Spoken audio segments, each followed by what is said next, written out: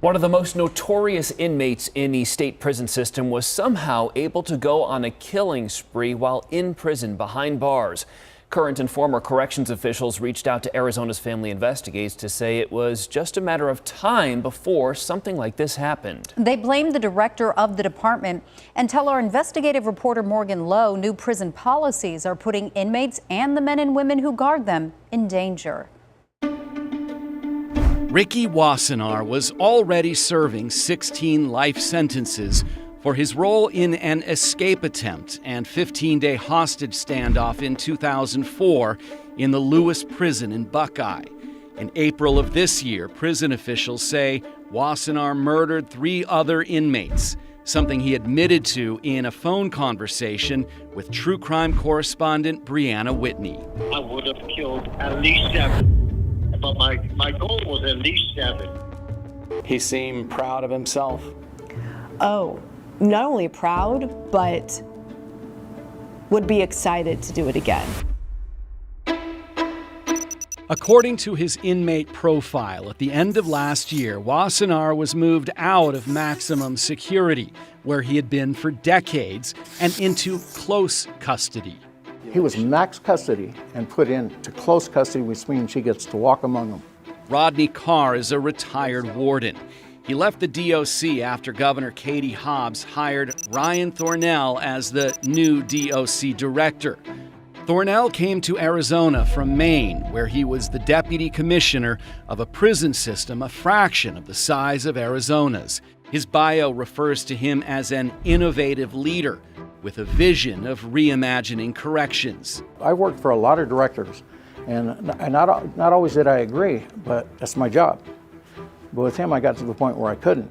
Carr and other former and current corrections officials reached out to Arizona's Family Investigates with similar concerns that part of Director Thornell's vision involved moving maximum security inmates like Ricky Wassenaar into closed custody, where it costs less and requires fewer correctional officers. That's a good part of the reason I'm here, is as staff are in the Arizona Department of Corrections, under this director, under the way that we're managing maximum security inmates in a close custody environment, staff are going to get hurt. Is there any validity to that accusation? Well, it's certainly accurate that there's a process for moving an inmate from maximum custody down to close custody. That absolutely is a practice. That absolutely is something we're doing, just like every other Department of Corrections across the country must do, and we're doing that here. Thornell tells us moving inmates down in custody level, getting them used to being around other people, can make them less likely to reoffend if they eventually get out of prison, as 90 to 95% of them will someday. How can I say that somebody in max custody is okay to release into local Arizona, but they're not okay to release into a close custody yard that still has fences and razor wire? Was it a mistake to move Ricky Wassenaar out of max custody into close custody?